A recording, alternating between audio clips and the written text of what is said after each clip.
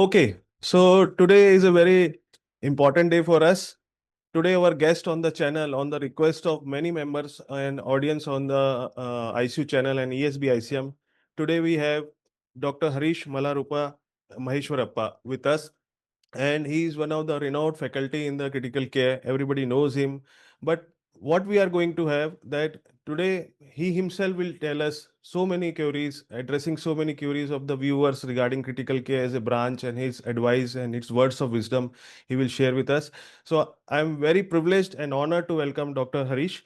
Sir, very welcome and heartily, bottom of the heart, we are very thankful that you have spared time for our ICU channel and beyond ESB ICM. Welcome, sir. Namaste. Thank you, Ankur. Sir, your introduction is such that if I start jotting down your introduction, almost 10-15 minutes will pass away. So, in short, can you please give a formal introduction yourself to our audience who are listening? Sure. Uh, as you are aware, myself, Dr. Harish Mallapura Maheshwarappa. Mm, Currently, I'm placed at Bangalore, working as Director, Institute of Critical Care Medicine, Kaveri Hospitals, Bangalore. mm, In terms of my journey, I just want to give a brief thing. mm, So, many of you guys aware regarding my qualifications and all. So, in terms of professional journey, so previously I was attached with Narayana Rudayalaya as head of the department critical care medicine. Before that, I served as head of the department in Yashoda Hospital, Hyderabad. So currently I'm in Bangalore. So I work as both an intensive care physician and infectious disease specialist. So mm. other than my critical care routine clinical work, so I am the current president, Indian Association of Respiratory Care, and editor-in-chief emeritus, Indian Journal of Respiratory Care. So it's a brief about myself, and we'll unwind as we go with a conversation down the line. Thank you, sir. We'll come to that.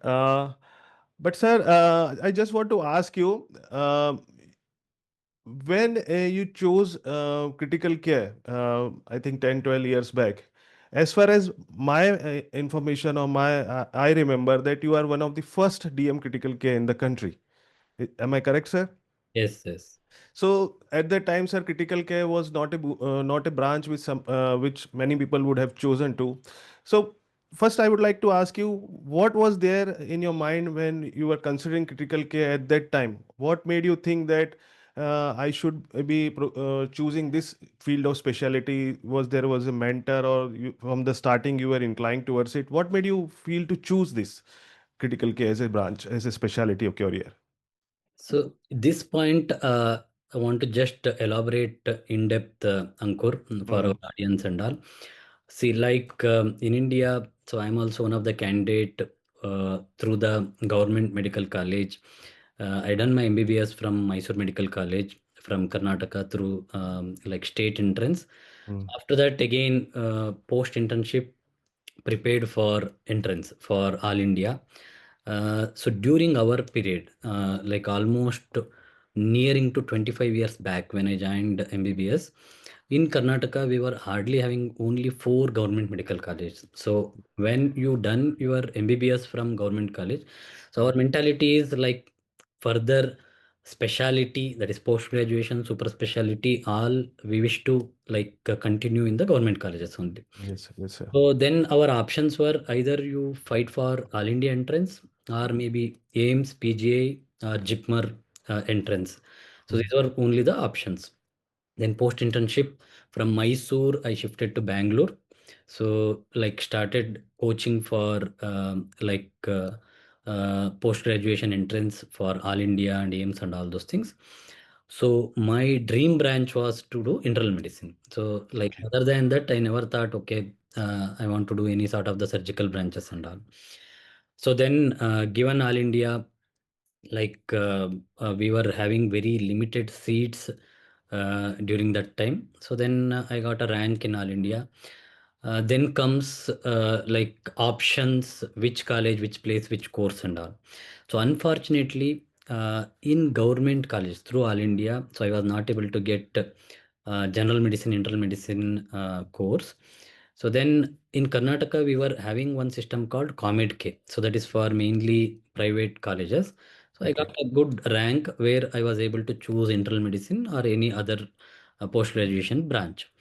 But so again, I told like, okay, we want to do in a government setup only. Then comes first round happened. So then I thought, okay, maybe next round I might get general medicine. So took like diploma in pediatrics in Calicut, Kerala. Okay. Um, uh, like we have to do formalities and was not supposed to start the clinical work and all. So just I joined and again appeared for the second round. So then there were options like TB chest, like MD in chest medicine, MS ophthalmology, MS general surgery, MS ENT, diploma in radiology, all sort of diplomas. But again, there was no option for going for the MD internal medicine. Then third round happened. So then before going to the third round, so then like lots of conversation happened. Okay, why can't you choose anesthesia? So anesthesia in and around they play a peri-operative, post-operative, intra-operative physician role. So then it's a end branch. Okay, no need to think of like further going for super specialty. You can settle in a place wherever you want, and Mm. it is an upcoming subspecialties are there like pain medicine, critical care medicine, cardiac anesthesia, pediatric neuro anesthesia. So these kind of thought process, like while conversing with the seniors, came into my mind. Okay. But per se, as an subject, anesthesia, I was not aware at all. Means in our internship also, hardly we got 2 weeks of postings in anesthesia, but we were not able to get any idea, no exposure, what's going to happen in anesthesia. So in the final round of All India entrance counseling, so then I took MD in anesthesia in Nagpur, so Government Medical College, Nagpur, Maharashtra. Okay. So then I started my career in anesthesia. I was one of the frustrated like person. See, for me, doing a post graduation is okay. You wear the stat and go for the rounds, patient interaction, so interaction with the family. So you follow the patient till the recovery, till the discharge. You do the OPD. So that was the passion kind of this one. Okay. So then I was frustrated. Then I thought I will go for one more attempt of entrance. So from Nagpur, I traveled to Madhya Pradesh because I think Indore or Bhopal I traveled to give one more time All India entrance Okay. in my second year of MD anesthesia. Okay, but unfortunately, not able to get a good rank because I have to do more Okay. night shifts and all. So then I thought, okay, so somehow we'll finish MD anesthesia. So then there was some vague idea. Okay, there is something like okay, critical care medicine is there as specialty kind of this one. So then post MD, I finished my MD in 2011 June. So post MD, I came back to Karnataka. See, by that time I was already married. So in my second year MD only, I got married. So my wife was also doing MD anesthesia, fortunately or unfortunately, Karnataka, in a city in Davangere. So when I came back, so Uh, we started lots of dilemmas, what to do, kind of this one. Because so in Maharashtra, so mine was the first batch post MD, they introduced bond, like yeah, yeah, yeah, sir. service bond. So then, okay, a dilemma was whether to go and finish the bond in one of the colleges in Maharashtra because post MD marks wise they had some sort of like allocation of where we need to serve the bond and all. But attempted the counseling for that also. I got in Nair Medical College to serve 1 year bond. So then, I kept my luggage in Nair hostel. Again, lots of thought process. Okay, if I go to do a bond, 1 year I am going to waste. Okay, so then I came back. No, what I'll do is I'll not go for doing the bond. 1 year I'll do something. So in terms of fellowship in critical care, I don't know what to do. Kind of this one. So then, I came back to my wife's hometown, that is Davangere. So then we met couple of clinicians in Davangere. Like one of the urologists, he suggested, okay, why can't you go to Bangalore? So post MD, they have certain options in Narayana Rudayala, like maybe a fellowship in cardiac anesthesia or critical care, like whatever you like.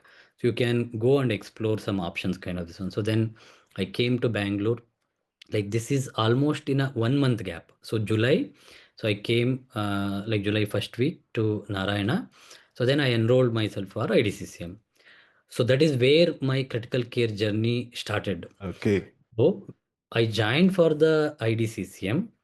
So then again, there was thought process. No, I'm like sticking 1 year in NH Narayana for IDCCM. Post that I need to go back to serve the bond. I'll do one thing. No, no, I'll like write a mail so that I want to surrender the IDCCM seat. So I'll go back to do the bond, kind of this one. Okay. So again, still there was no clarity what to do, but I want to do something kind of this one. Okay. Then see, for IDCCM during that time, so we need to pay 10,000 rupees to Indian Society of Critical Care Medicine. Yes. So that is as a like one of the fee, kind of this one. Okay. Then they returned the DD back, demand draft. So then I return a mail to them. So again, travel to Mumbai. So with a dilemma. So one day I visited the department in Nair Medical College anesthesia. Again, the same thought process. No, no, I can't do this anesthesia anymore. Then again, next 2 3 days only came back to Bangalore. One more mail I sent to ISCCM education department saying that there was some confusion happened. Please Don't cancel. reconsider my application for IDCCM. I want to continue. So with a kind heart, they like okay, told okay, you continue, kind of so. So there started the proper critical care training. So then I got interest, day-to-day practice and all. So then I was exploring what I can do next. So then I came to know that there is something called European Diploma in Intensive Care Medicine. So my thought process was okay, maybe IDCCM with EDIC. So then they announced the like FNB applications and all. During that time, FNB was there. So in that period, it's almost, I'm telling, 15 years back. So there was an option like on an institution basis, you can do IDCCM and you can opt FNB in the same institute. Uh, Okay. like if they give a permission, kind of this one. There was no strict rules on that. So then we thought, okay, like they were in need of working ants and all, they given a permission. So then I appeared for FNB entrance. So I got rank around 27 All India. So then I took the same hospital in Bangalore, that is Narayana. So then I was doing both IDCCM and FNB. So when I was in last 2 months of my IDCCM, there was a big announcement of like first time MCI recognized DM critical care in India. So that is from Tata Memorial Hospital. Okay. So then I applied for that. So like when I was giving my exit exam of IDCCM, so almost 2 days prior, there was an entrance for Tata Memorial Hospital, that is DM in critical care medicine. It's a physical entrance. I traveled to Mumbai. So then given an entrance was a toughest entrance. So then I thought maybe there is no scope, kind of this one. I came back to Bangalore, given my IDCCM. So with curiosity, after 2 3 days, then I called the student section of Tata Memorial Hospital to find out my result. So because the flow of the entrance was you give entrance, so next day result will be there. Next to next day they will call for the interview. So top 10 rankers, kind of this one. Then I thought no announcement, maybe some Nobody problem. called. Huh? Nobody. So then they told we have some technical issue. What is your roll number and all? They announced you are in the first rank. Ah, oh. Yeah, okay. So everything, it's a fate basically. So then they asked, are see 10 o'clock I called them morning. They asked, are you able to come at 1 o'clock for the interview?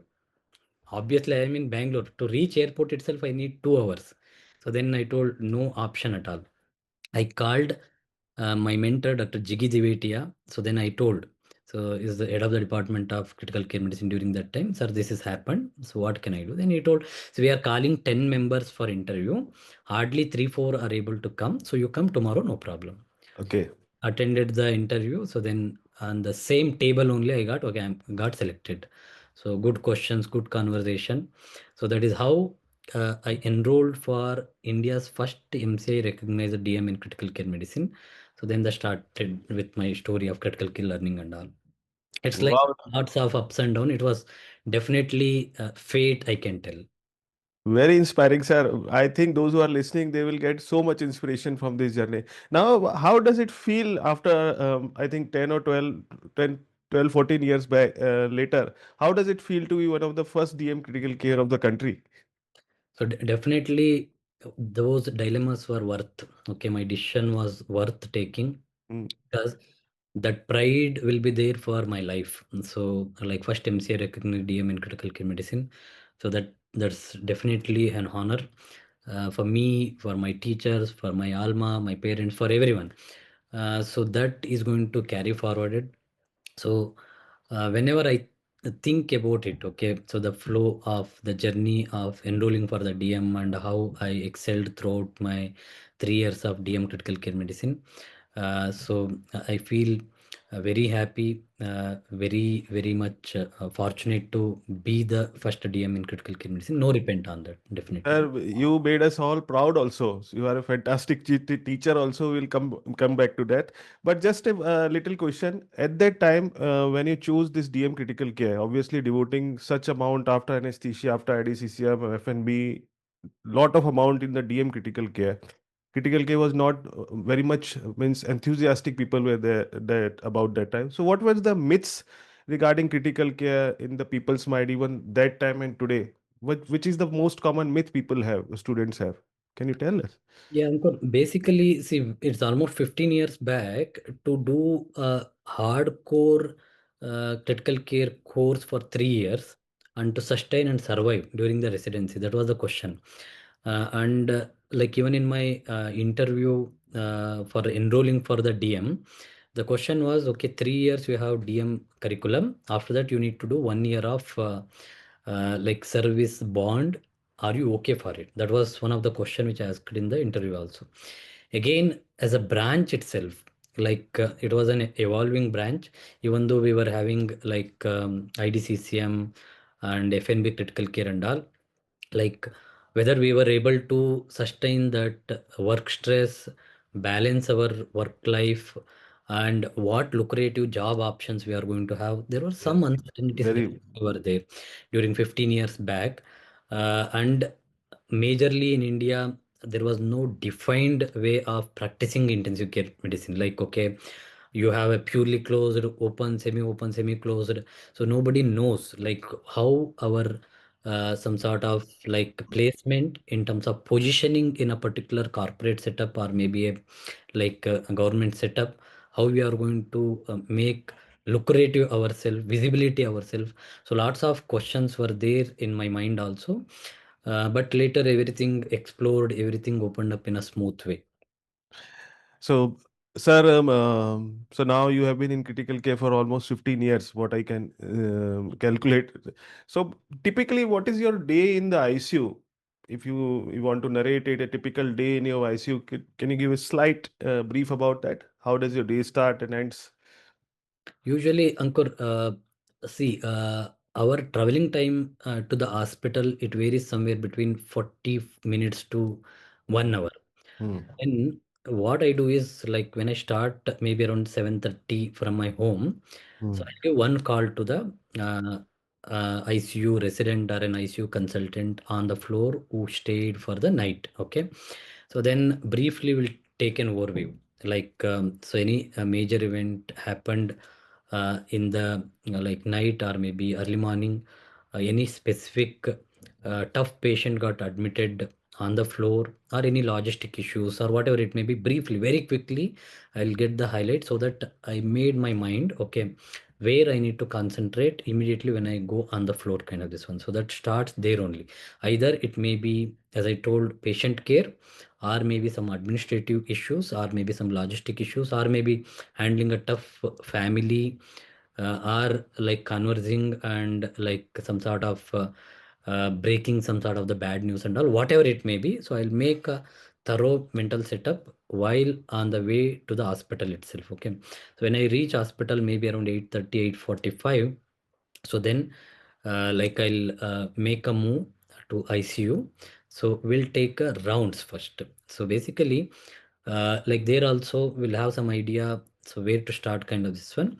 So my clinical rounds is going to be very, very academic discussion with a plan, okay, uh, and with high evidence-based, experience-based discussion at the bedside. What is going to happen, like whether night managed by the residents or maybe a junior consultant or associate consultant or maybe a consultant, we have a very good like thorough discussion of the cases at the bedside, because I believe always then and there only you need to catch the points and recall, discuss and make your plan. It should have a backup of academics also. So that is what you Very true. remember for like long duration. So otherwise, see, if you just discuss only troubleshoot at the bedside without thinking about the rationality, without thinking about the theory backup or evidence for that particular case, so then you are going to lose many of the concepts and all. So most of my rounds are going to be very good thorough discussion and all. So then we'll make a plan for the day. So like with proper acute troubleshooting with in-depth discussion and all. So then by the time we finish the rounds, it's going to be 1.5 hour. So after that, so we go for a coffee. So maybe it's around 10:30, 10:30, something like that. Okay. Like 1 or 2 person will stay on the floor and remaining will go to have a coffee. So there we might meet maybe other specialty like colleagues, and we will not waste too much of time. Quickly, maybe 15-20 minutes, we'll finish coffee and we'll come back. So again, one more rounds. It is just to again make sure like things are like In happening. place. Yeah. So whatever we planned and it has been started kind of this one. Okay. So around 11:30, 12 o'clock, we'll start our counseling. So whenever I am on the floor, so I prefer to speak to the family, whether patient is very stable, very tricky, very much critical, very much troublesome, whatever it may be. So I involve primarily doing audio video counseling and appropriate documentation and all those things will make.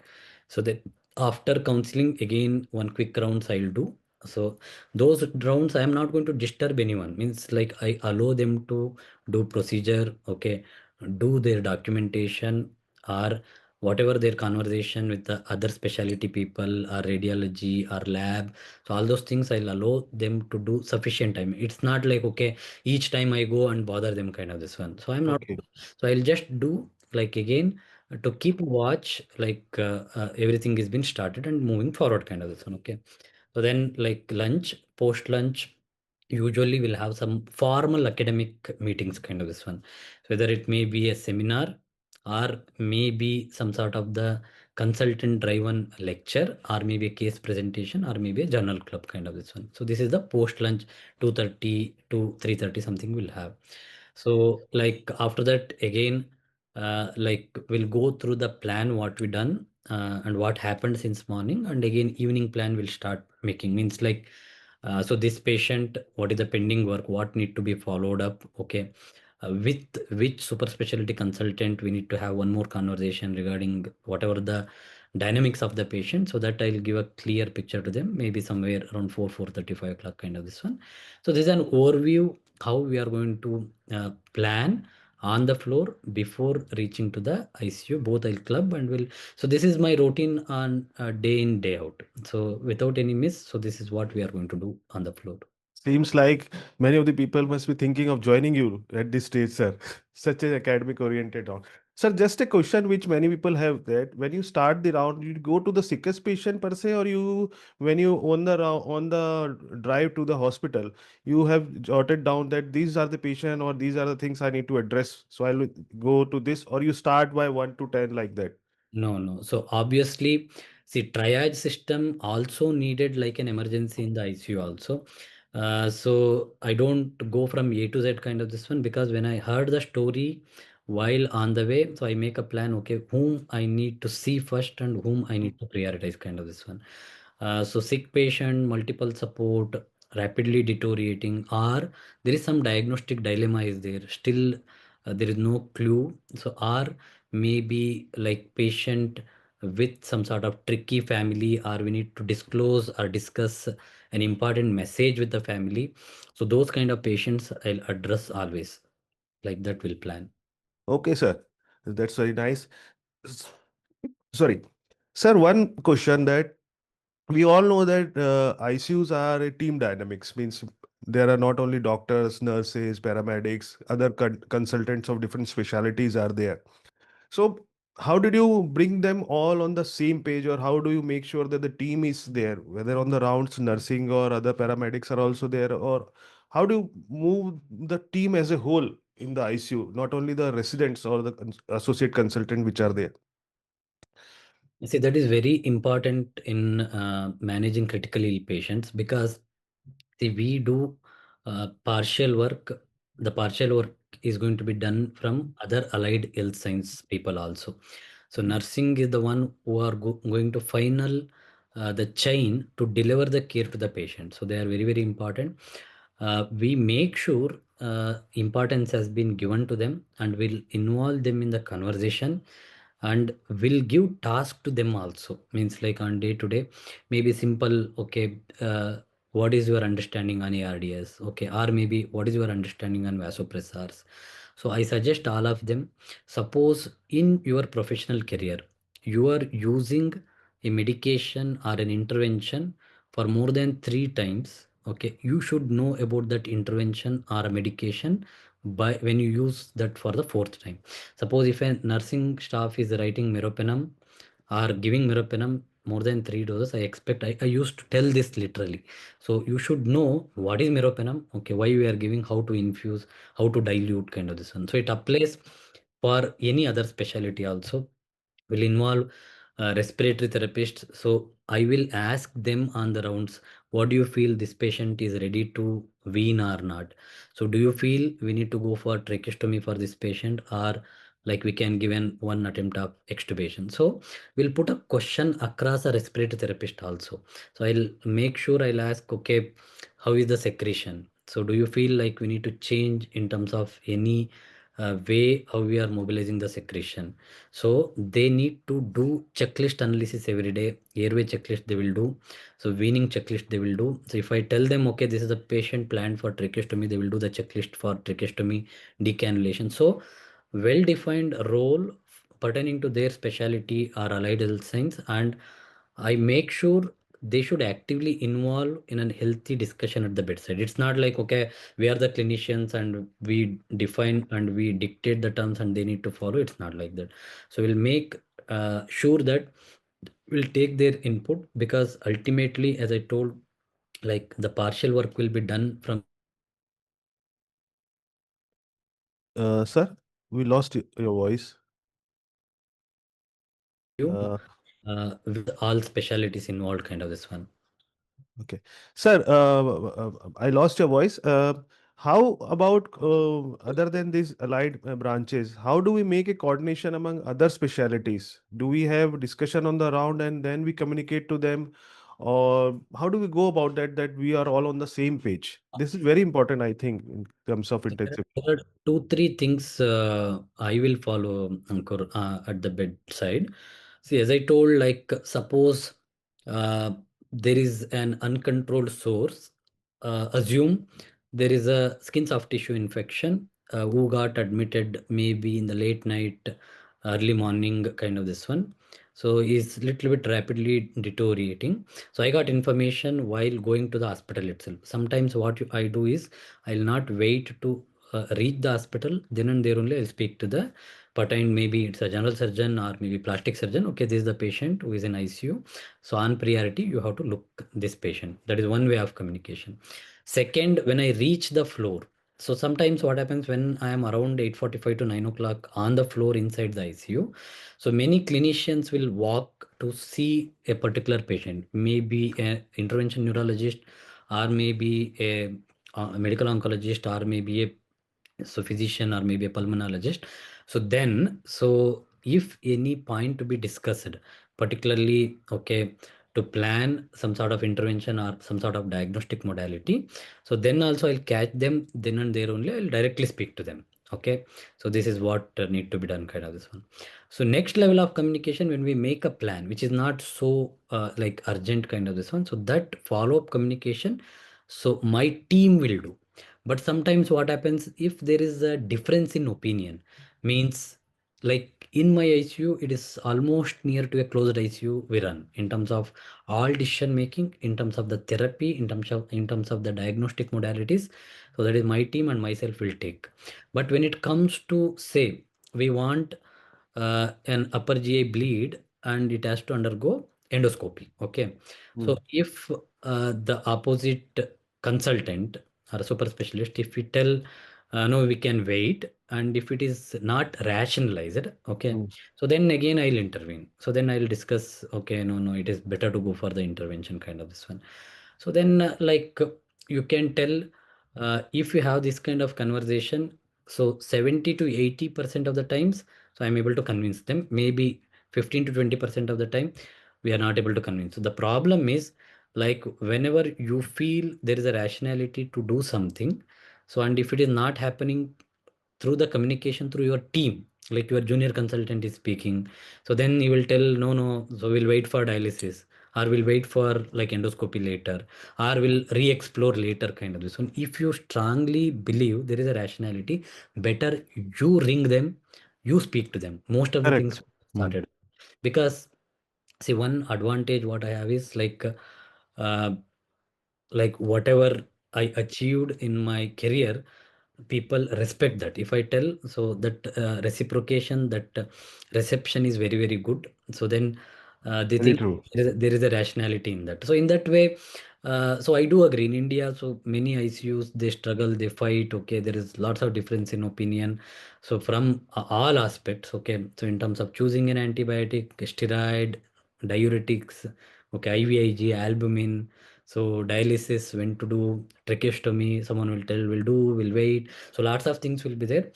But these are two, three ways we'll address. And sometimes what happens, like when we wish to communicate to the family, okay, by default, as I told, so ICU communication we do separately, means with a fixed time. So maybe Mm, around 11:30 we'll start counseling kind of this one with my team. But sometimes when we need to have a multidisciplinary counseling and all, so then I'll involve them. Means like, okay, you also come while counseling. So in terms of decision making or a tricky family or demanding family. So these are two, three ways how we are going to communicate. And I advise my junior colleagues also. First, you should have a strong knowledge what you are speaking. That is very very important. Means if you are blabbering, okay, in terms of the evidence and the best practice around the world, so then obviously they will take them for granted. So they will not see. First, thoroughly you should read, understand the concept, then you open like in front of a other specialty and all.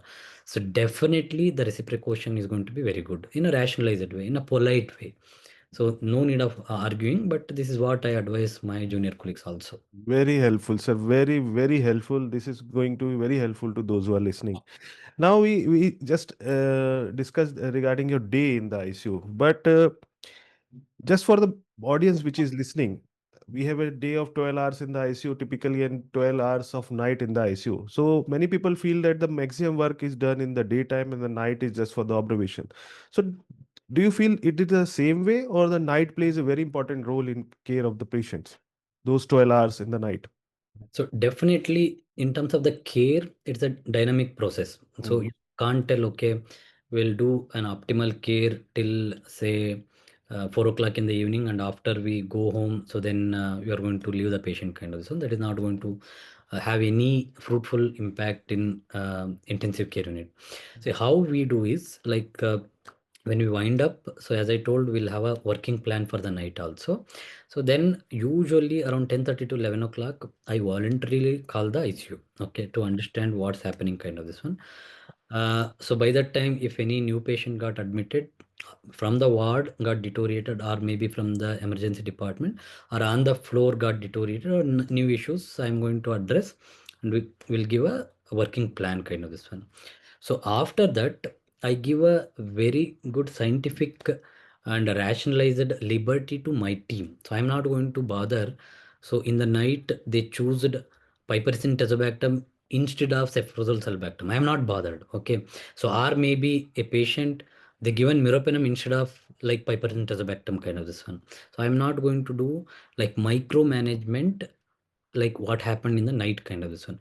But they should not do a gross mistake. Okay, they given say like around 200 milliequivalent of injection potassium chloride in half an hour. That grasp. See, that is what I believe my team, and I respect their decision, kind of this one. Okay. So they should not do a major mistake, or maybe a patient was supposed to get intubated 4 hours prior only, and they just postponed and patient had cardiac arrest. So this definitely will not, I will not accept.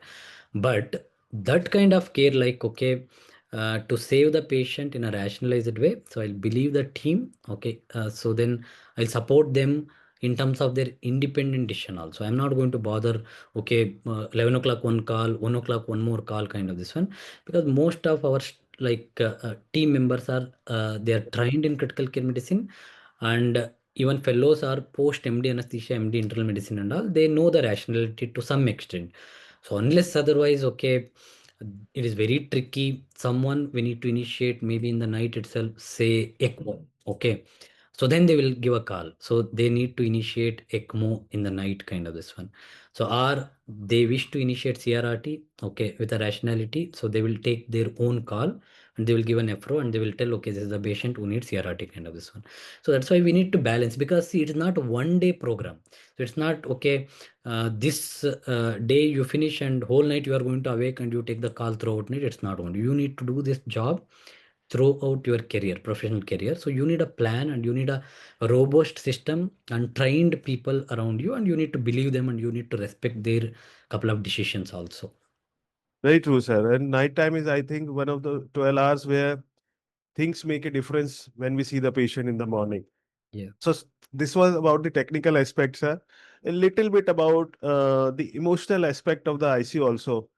Going through such a robust training and all the hectic schedule, were there some moments which you felt, some story where you felt that this is it, it was all the worth, I chosen this field, some story which was very heart touching to you? So basically, like we have this almost every alternative day. So one good story, good emotional story where we feel proud, we Mm. feel motivated. So if you wish, I can quote one or two examples here. So one young patient was studying, like he finished his 10th standard, he just joined PUC 11th standard. So basically, in one of the peripheral hospital, like he got admitted, so with some sort of the skin manifestations and all, fever, like typical febrile rashes, kind of this one. So then they treated there. So in the next 24 to 48 hours, like multi-organ dysfunction, he received one session of dialysis. So he got shifted with my reference to my hospital. So very poor, non-affordable family. Okay, no insurance coverage, kind of this one. Multiple things, whatever you mentioned, thrombocytopenia, so renal dysfunction, ARDS, once dialyzed already, skin manifestations, like encephalopathy, came on ventilator. So then, so differentials were complicated tropical illness ruled out.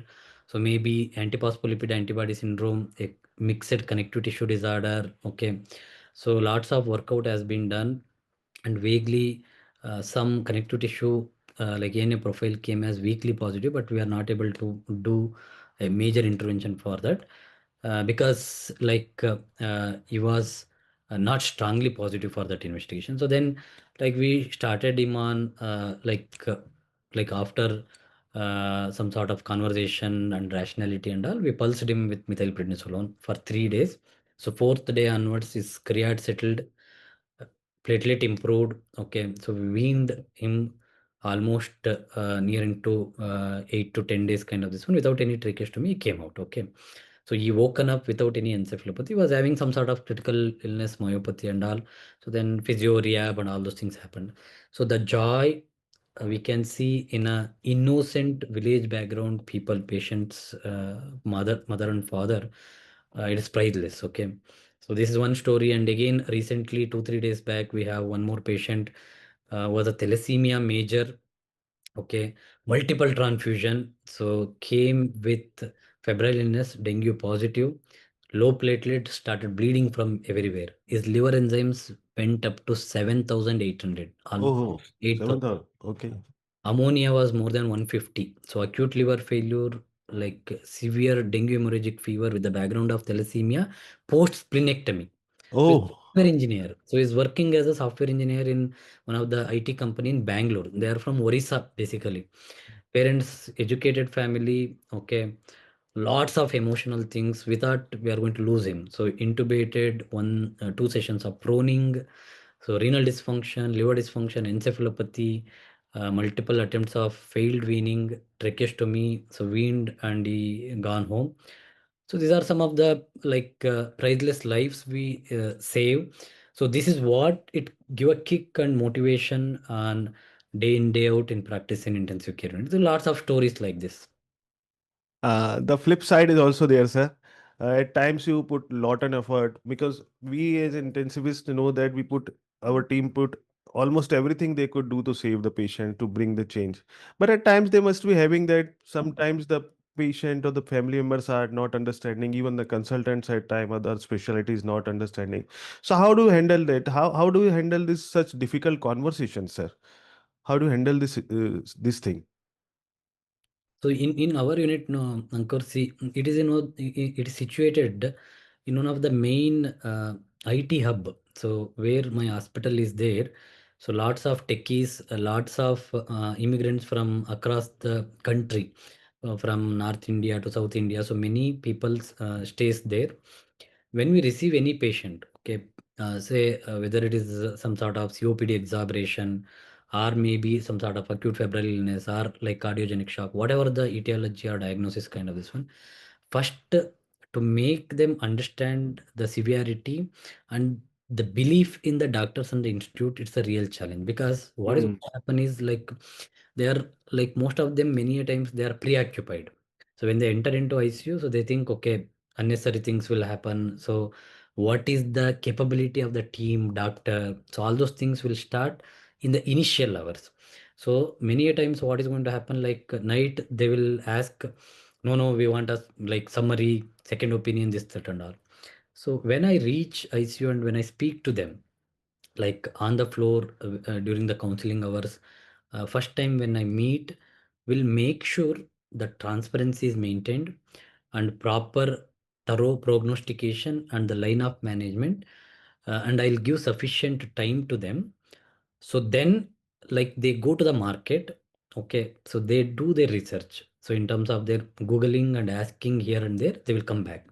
They will come back and they will express, sir, we heard about you. Okay, so we don't want to go anywhere. Okay. So it is totally entirely it's going to change the picture itself. Means I don't know. That is like favoring point for me. But till now, touchwood, none of even patient for unfortunately deteriorated. Whatever with the best efforts you put to save him, even a young patient, if he died also, that goodwill they know that we have done a things rationalized way, in a transparent way. Okay, and many a times see lots of request will come, sir. My fans, the typical way. My family Typical. doctor is there in US, UK. Okay, or maybe in the family there is one Ayurvedic doctor. Okay, so I with a calm mind I'll speak to them. So I'll put a loudspeaker in front of the relatives and I'll make sure. See, that is how we build the trust in them. So then lots of issues are going to get sorted out. So in terms of their agitation, their doubt, their arguments, everything will get calmed down. So initial 1 or 2 counseling, you need to give a sufficient time. After that, we are very straightforward. Means what is the plan? What is the condition of that patient during that time? I'm not going to again sit with them and will listen to the entire story kind of this one. If I sit for one counseling or maximum two counseling, okay, I'll make sure so then the remaining things are going to be very smooth. Even if I am not there on the floor also, there is no fighting, no argument with my team members also. It works in a smooth way kind of this one. But unfortunately, extreme like relatives will get out of emotional outbursts if any untowards outcome happen. But that also will manage. Will tell because they will get convinced by that time. Like we put all our efforts kind of this one in a rationalized way. So that is how we need to win their confidence.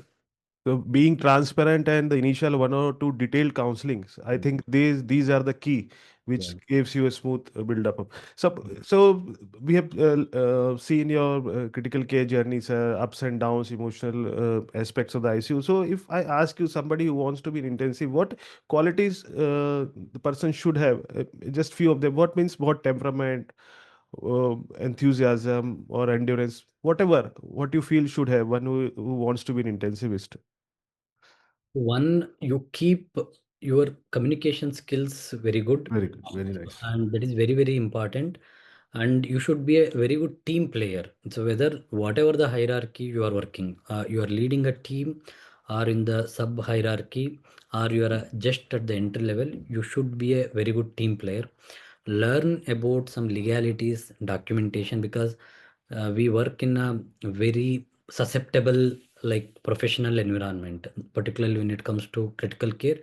You are dealing simultaneously with the patient family, and if you are working in a mix, open intensive care unit, majorly you are dealing with the other specialty like consultants kind of this one. You should document, and should have some sort of legal knowledge what you are doing kind of this one.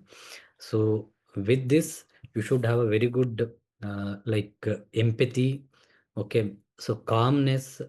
You should not lose your temper, should have a patience in waiting for the patient dynamicity and the outcome, also while conversing. See, many a times, like even relatives also, they will tell, sir, we got information, they told like this is not necessary, you are doing this one. You be very calm. Okay, don't start behaving with anger or lose your temperament. So patience is also very, very important. Then majorly you need to update, upgrade yourself with an open minded approach. You should not be very rigid in your thought process. So you need to revise. Okay, you need to freshen up your thought process as the evidence evolve. Okay, as the world move towards better outcome oriented practice, that you should have always eager to learn. That is very, very important in critical care medicine.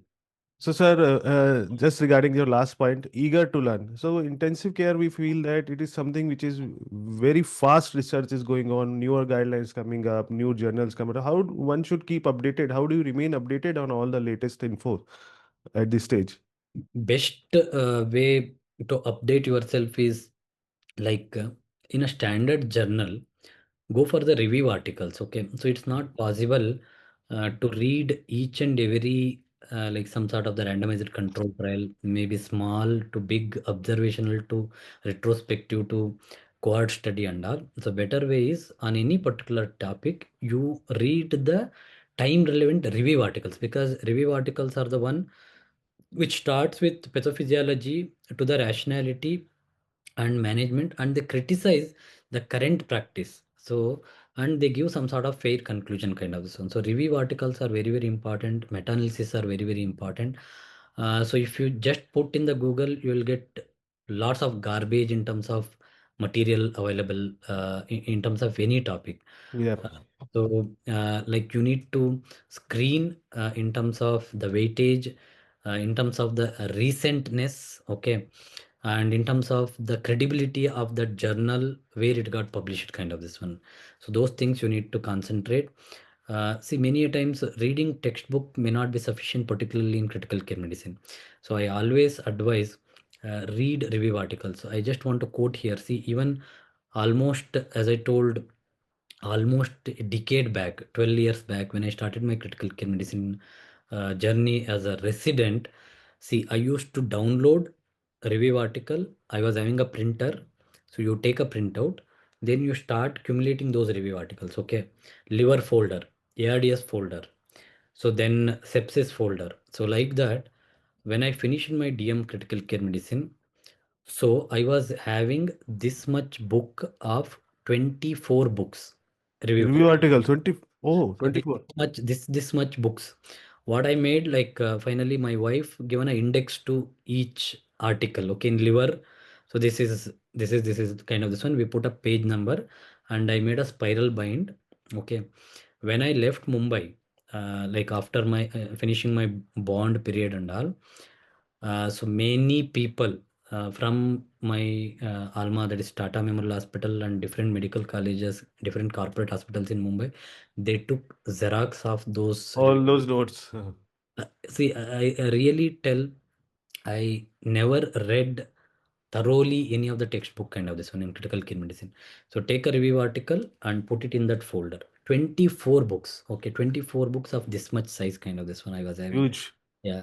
And by the time, like for exam of whatever you mention, so then like thoroughly I used to revise like this. Okay, you just turn the page. So I know where it is, what it is kind of this one. Visual memory sort of. Each page I was aware, okay, so in this page what I need to have some sort of take home message, because that is very important. I'll suggest, see, you can't open the Google every time kind of this one. Okay, you should have a thorough take home message on each molecule, or on each concept kind of this one. If anyone asked, for example, tigecycline, okay, you should tell glycycline, tetracycline. It is not going to cover Proteus, Pseudomonas, Providentia, Margonella. It is not an option for bacteremia, urosepsis. Okay, it is highly lipid soluble. No need to do any adjustment for the renal dysfunction. Okay, only concern is there for liver dysfunction. In ventilator associated pneumonia, it showed increased mortality in 2012 publication, but the problem was there was insufficient dosage. Current dosage recommendation for sick patient is 200 milligram stat followed by 100 milligram BD. So it is good agent for biliary sepsis, intra-abdominal infection, skin soft tissue infection. Okay, so don't preferably give it as a monotherapy. Okay, so give it as a combination. See, at least if you remember this much on each molecule, okay, so that should be your take home message for the life kind of. You are not able to revise each day tigecycline again, you Google it and again you do this. It is the same for phosphomycin, it's same for minocycline, okay, it is same for driving pressure, okay, it is same for mechanical power. Okay, so you should have your own take home message. That is how you can excel in critical care medicine. So you are an encyclopedia in yourself. No, because see, it is not like uh, see, I'm involved with everyday discussion. That also makes your memory track very, very crystal clear, kind of this one. But that is what I suggest for all like young beginners. At least may not be on huge topics and all, but at least you make your prioritized topic as a take home message. Take home message, that is very, very important. Very nice, sir. Sir, just a continuation of this. In the last 10-15 years, what we have seen is, although remaining update is important, and also the technology has also evolved very much. In fact, in the post-COVID also, we have seen some changes, many changes. So how did you feel that the intensive care treatment or management has changed or evolved over a period of 10 to 15 years, from the bedside equipment to technology driven to post-COVID? How do you feel this transited, and what still holds the key in managing such patients? See, like it evolved in like many areas. Maybe if you go back 2 decades back, people used to think if patient got shifted to ICU, so then gone. Mm. Okay. So he's going to die. So next the concept was, okay, ICU is okay if patient is being put on ventilator, so he's going to die. So that was the concept. Okay, so maybe in the 1.5, 2 decades back, kind of this one. So lots of improvements happened in terms of saving life. Maybe it's diagnostic modalities, from waiting for culture sensitivity for like 3 days and all. We have rapid diagnostics. From like gauging fluid management. I remember still. So in our anesthesia residency and all, measuring CVP was with a scale. You see that you cut one Uh-huh. IV fluid like Intricate IV line. IV line, and you see how it is going to rise, and you measure with the scale. This is 20, 15 years back. So when I was in second year of my MD anesthesia, kind of this one. So lots of changes happened in terms of hemodynamic monitoring, like invasive, non-invasive, minimally invasive and all. See now, healthcare innovations and startups, there is a collaboration between the healthcare providers, that is the clinicians, and that of the technical persons. See, 2 days back, so people approached me. So you are aware, like we use it something called bioimpedance, bioreactance, and all for cardiac output monitoring. Okay, so bioreactance we have that Starlink's principle, cheetah monitor, and all.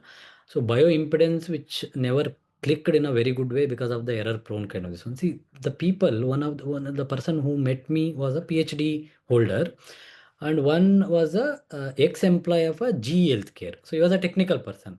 So they developed very portable. See, what we assume is our monitor is this much, and we need for bioimpedance also we need some sort of like an electrodes which looks like an ECG, and we make a box around the heart and which measure the impedance of the thoracic cavity. What they developed, it is a small like a pacemaker kind of machine. You can keep or attach here. Okay, two electrodes like will be there across the carotid kind of this one. So then they are planning to introduce this technology for getting the values like stroke volume, cardiac output, okay, stroke volume index, and extracellular fluid, like how we measure thoracic lung water or maybe extravascular lung water kind of this one. And it also gives some sort of idea about the left ventricular end diastolic pressure. So basically, the science is becoming more and more compact. Okay, they are planning to introduce this kind of monitor for management and monitoring of heart failure to predict the decompensation of heart failure. See, these kind of technologies are evolving. Okay, so in future, lots of things we can expect in each area. As I told, in diagnostic modalities, in monitoring, in terms of interventions, therapeutic drug monitoring is going to come up like anything. Okay, so TDM we were using only for vancomycin trough and peak level. Okay, then we use it for azoles, amikacin. Now it's going to come for all beta lactam group of agents. So rapid diagnostics incorporating like artificial intelligence and all those things in a protocolized way, in predictive models are going to come, like biomarkers in a sophisticated way. So these are all evolved in the last 1.5 2 decades, and it's going to happen in the next coming years also. Well, very nice, sir.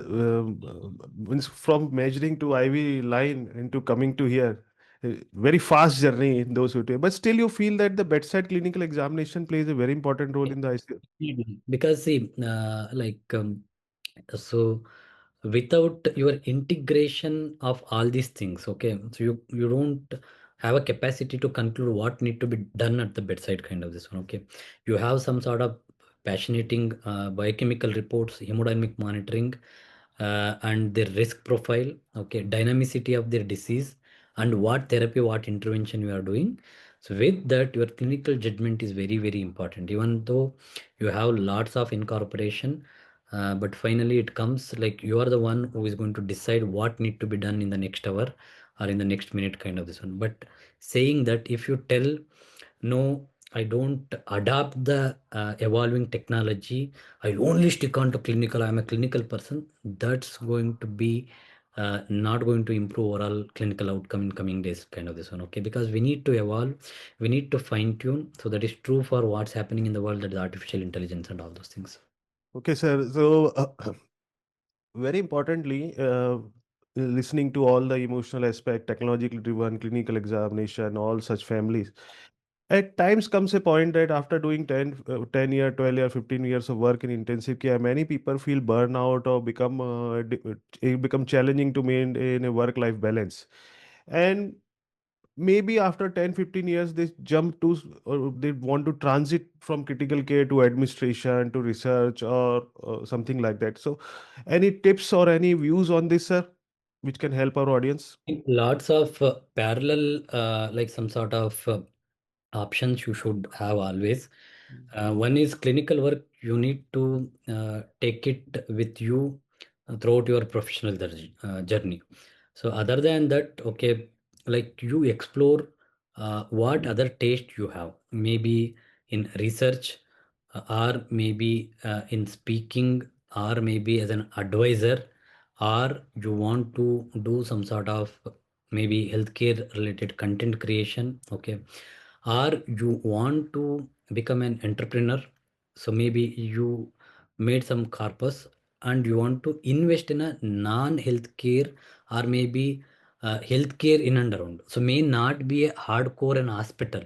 Okay, you want to like invest maybe in say home care facility, okay, or tele ICU facility. So you want to become a partner with some sort of like rapidly evolving home care provider. There are many companies, okay, in India, because everyone is expected by 2030. So most of our population is going to be geriatric. Yeah. They need some sort of like out of the hospital, out of the ICU care, palliative care, home care kind of this one. So you should have Sir, we lost your voice. you can get the opportunity, like, or maybe you are one of the like founder with one of the startup company kind of this one, okay. Research, like investment, or you might be having a huge invest means like some sort of interest in maybe a share market, okay, mutual fund, whatever. So definitely like you should have like open-minded ideas. And also I'll tell here, see, when I was doing my DM in 2012 and all, literally I was not aware there is something called share market kind of this one. No idea. 2012, I am telling. Okay, when I Very was recent. Yeah. so when I was in my second year of DM, okay, no idea what's going to happen kind of this one. Okay, see, when we were doing our post graduation or maybe like super specialty kind of this one, we are almost in 30s of age, means 29, 30, 31 kind of this one. Okay, it is very late if you don't understand what's happening in like personal financing or maybe investment and all those things. So basically you should thoroughly have that knowledge. Okay, nowadays like you will get lots of knowledge, lots of media, lots of like ways, digitalization options are there, but you explore with your interest whatever you want to do, but keep one such option always open with your like professional career. Very nice, sir. And this also helps to maintain a work-life balance. Also, I think if a good knowledge, good team building, have a second or alternate source of passion like that, it makes you feel joyful and be purposeful. And continuation of this, now we'll come to sir your this extra curricular activities sort of thing. But I won't say extracurricular. This is your main thing nowadays. We see is harishcriticalkclasses.com. When this idea came in your mind that I need to make a platform for students to teach critical care in a very simplified, even though it's a very thorough lectures, but they are simplified in such a manner. How did this idea born in your mind? Tell us a little bit in detail about harishcriticalclasses.com. Basically, Ankur, so it started almost during the COVID first wave in and around. Okay, so idea was uh, like everything collapsed. You know that like all collapsed in terms of our routine work, and overnight we closed PP, this, that, and all. So academic gone totally. Okay, so then my thought process idea was, okay, we'll create something like some sort of teaching method for Bangalore. So like that, or maybe my institute kind of this one. So then with that, like I thought we'll create one platform to have for digital learning and teaching kind of this one. So then like when I planned for this one, then I understood, okay, you need a website for it. Okay, so then you need to have some sort of like creation of the content. So then I look back on my own already what material, what stuff I was having, because uh, in my DM itself, I was a national faculty. So Mm. when I was doing DM, so in hemodynamic monitoring and like couple of like drug resistant organism, nutrition, so many field I given lectures and all. So then I was having a idea, okay, what thoroughly prepared in terms of the material kind of this one. So then um, created a platform harishcriticalcareclasses.com with almost 70, 65 to 70 lectures in the first batch. So then I understood, so there is a need to like widen it so that they should not feel they miss anything kind of this one. Okay, Okay. so then like each batch I started adding at least around 30, 35, 40 lectures kind of this one. Okay. uh, so in the initial days I used to go live. So people used to attend, we used to get record. So I used to converse directly. So there is no way if anyone asked a doubt. So then I can't tell, I will tell tomorrow, I'll read and come kind, because I am going live. So it made me to thoroughly prepare for each topic kind of this one. So there is no Yeah. hope, okay, you just do some this one and I'll just deliver the lecture, because I'm live, totally live kind of this one. Okay. So content created and it started accumulating kind of this one.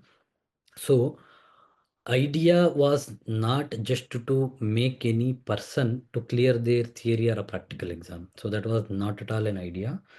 See, from the day one itself, our quote was, it should help for a physician, pulmonologist, okay, any clinician who want to change his practice Mm. in terms of managing critically ill patient. That was the tag. So all these EDIC preparation, EDIC Part 2 preparation, DMDRNB or DMDRNB, INICET entrance, these are all the byproducts, okay? But main agenda was to make a change in terms of like impact creation, in terms of like changing the practice of critical care medicine in India and outside India kind of this one, okay? So then it started like cumulated kind of this one. So it is now currently it become whatever we planned. No, no, no, no. It has created a lot of impact, sir. We heard your story regarding the patients. Could you have one or two small little scenarios or stories regarding how this harishcriticalcareclasses.com has made an impact? Do you remember one or two few incidences?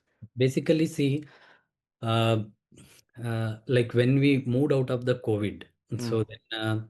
then like all these movements started. Okay, we started going here and there. So it's like a new like world kind of this one. Before that, like sit in front of the camera and webinar, seminar and all.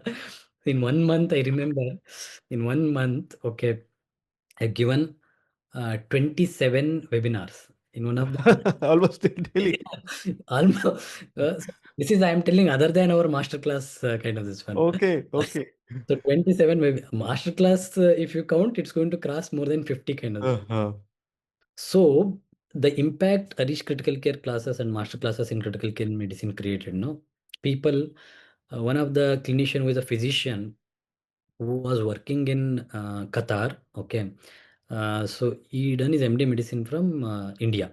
Uh, Then after COVID, like weaned off, so he came back to India, because by that time, like till that mm, time, there was no option to like international transfer and all. mm. Then he like when he came back to India to visit his family, he's from Kerala. So then he called, sir, I'm coming to my hometown. I want to meet you, sir. Then I told, okay, you come. I thought, okay, how he Mm. is in Kerala, how he's going to come to meet me in Uh, Bangalore. You know. Then one evening he called, sir, tomorrow morning I'm reaching your hospital. I want to meet. So then he met me. So then first thing, so I met him in corridor. He touched my feet like this. So he's a physician, a clinician kind of this one. He told, sir, I attended master classes almost by the time third or fourth batch finished. Sir, we saved many lives in Qatar. Okay. In COVID ARDS, the troubleshoot, the doubts you are going to clear, and like watching your videos and all. So we saved many pregnant COVID patients. wow. Uh, Uh, our Qatar government recognized our hospital works, and we got some very good recognition, honored kind of this one. You are my critical care guru for the entire life kind of this one. Okay. Really like shocked kind of this one. Okay. Then like many my students also, they used to call, sir, I'm in Bangalore, I just want to meet you. So then started wherever I go to like deliver any lecture to any conference and all, sir, we are coming to conference just to meet you, sir. just to meet you, Yeah. just to see Yeah. you in We person. want to take a photo, sir. This, sir. They started uploading in their social media and all. And more than that, see, these are all like working in like good tier three cities in corporate hospitals and all. What's like given me very like satisfactory in terms of my work was like those who are practicing in district hospital, physicians, Mm. alok hospitals. Okay, even couple of people, they were my MBBS seniors. They done their MD medicine and they are practicing. They attended our classes, kind of this one. Okay. Great. So then they told Harish, we are managing the patients on the floor. We stopped referring them out, and not losing them, particularly OP poisoning, okay, acute liver failure, COPD exacerbation. We have a confidence in managing them. We are saving the life, kind of this one, in district hospital and in taluka. See, in many platforms we do something called critical care outreach program and all. Okay, what major thing can happen more than this as an outreach program, kind of this one? So many like nations, India Nepal border is managing a small ICU there. Okay, Bihar, like I got see, my follower, he called me one day. So then he told, sir, I want your address, Acha. postal Okay. address. Then I thought, okay, I thought the address, kind of this one. So then, so he had one link in Bangalore. So one of his friend or some kind of this one, he called me, sir. You have some parcel from Bihar, like from XYZ doctor. So I have that parcel. I want to deliver to your home, kind of this one. Then I thought, okay. So he sent a Raymond suit for me from Bihar. Oh, So this happened like twice from Bangladesh. Like okay. so see, many stories, like it is very, very heart touching, kind of this one. What I really enjoyed is like this is not just clearing their theory MCQs or entrance exit exam, kind of this one. It created an practice changing impact. And many of the anesthesia head of the departments, okay, many of the medical college HODs, they attended our classes, kind of this one. They attended second batch, third batch, fourth batch. They're keeping themselves updated, kind of this one.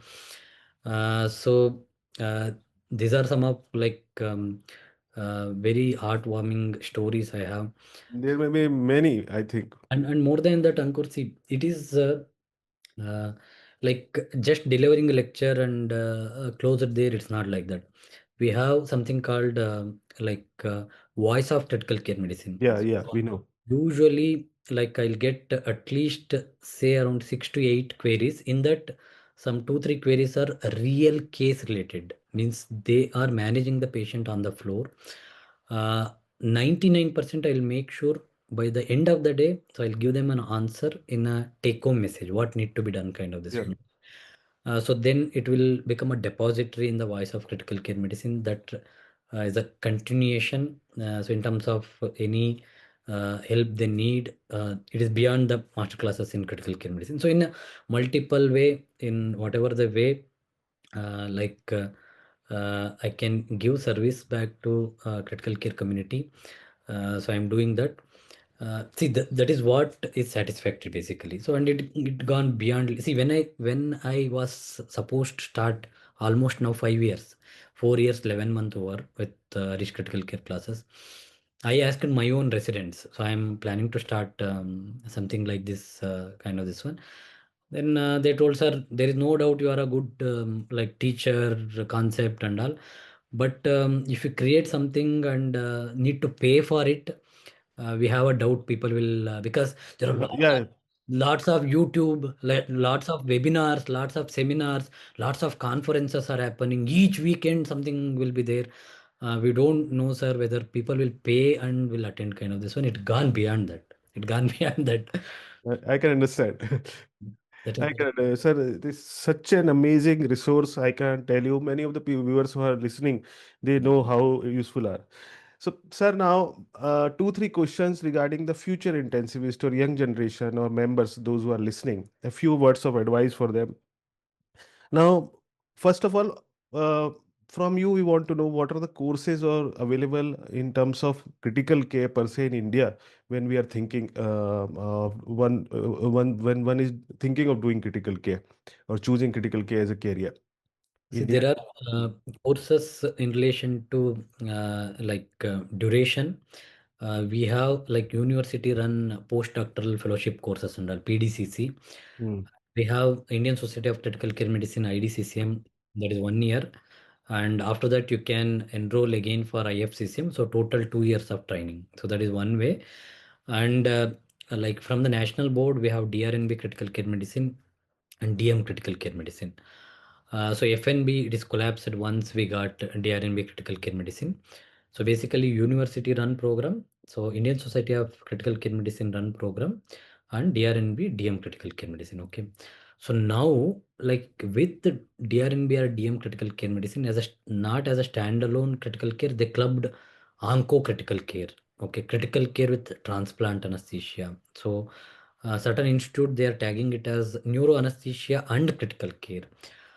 So those kind of courses are also available.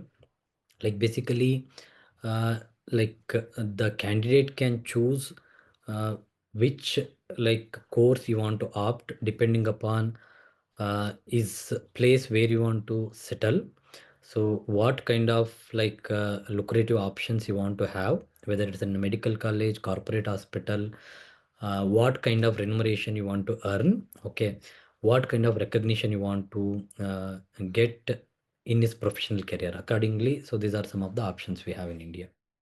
And sir, some fellowship courses like EDIC and all others are there. They So this can. is in India, I told. So when it comes to add-on, like you have European Diploma in Intensive Care Medicine and European Diploma in Anesthesia and Intensive ADIAC is also there. Okay. So my always strong suggestion is with your MD or DNB, first you have one basic qualification in critical care medicine. Mm, Then you think on doing EDIC because EDIC is not a full-time program. So mm, it is your assessment of your MCQ skill, and EDIC part two is clinical skills and all. But always I suggest you should have some basic degree, whether whatever it is, like depending upon your like choice. mm. One thing. So other than that, like across the globe, Australia you have FJ, FICM kind of this one. Okay, in UK you have FICCM. So Got it. options are there. Got it, sir. So if I need to sum up, what one piece of advice you will give to the candidates who are pursuing their career in critical care? What one thing you would like to tell them? See, whatever you do, whether it is an IDCCM, IFCCM, DRNB, see, I touched everything. Like, okay, Yeah. nothing left. Mm. I touched 15 years back. Mm. FNB to like DNB and IDCCM, DM, everything. Anything we say you are there. uh, Wherever you work, you burn like anything during your residency. Okay, burn like anything. Don't like have excuses. Okay, that is very very important because whether it is in terms of your like learning the skills, rationalizing the things, presentation, publication, very very important. So once you are out of the institute, okay, very difficult in your busy schedule to make some sort of research activity or publication and all. So on the floor during 3 years or 2 years or 1 year, you burn like anything. So that is very, very important. Okay. Don't choose any some sort of alternative pathways and all. Like you should always keep learning. Okay.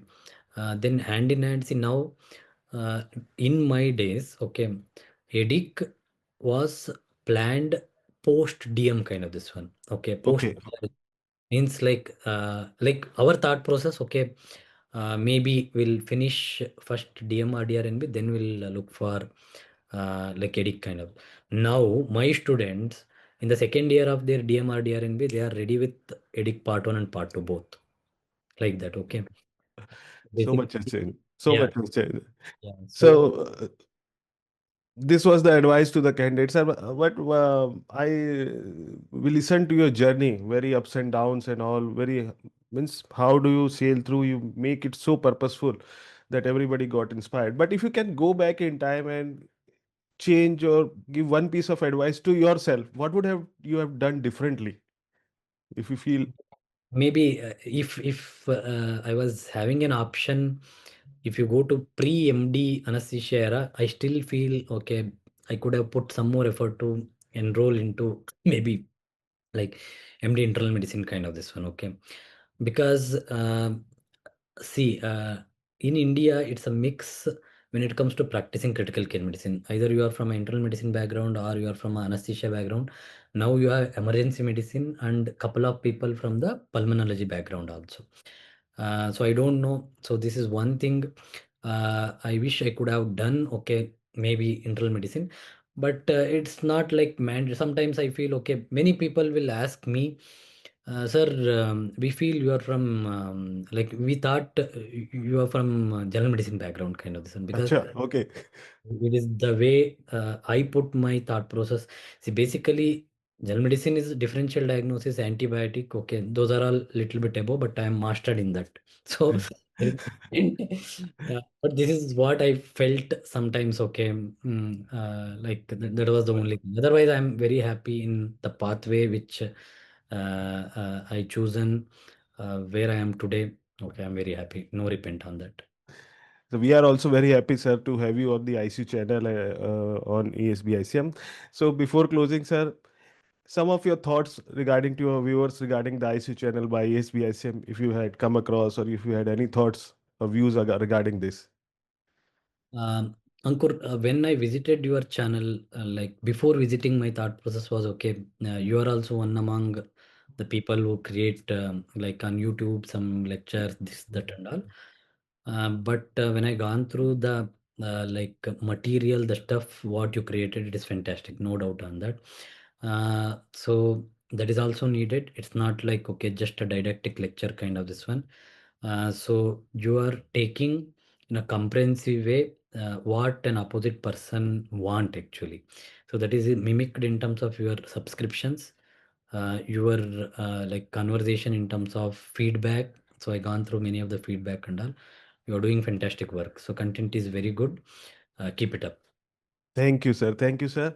And we are from the whole ICU channel and ESB ICM and all the members, those who are watching this telecast or recording, who will watch this recording.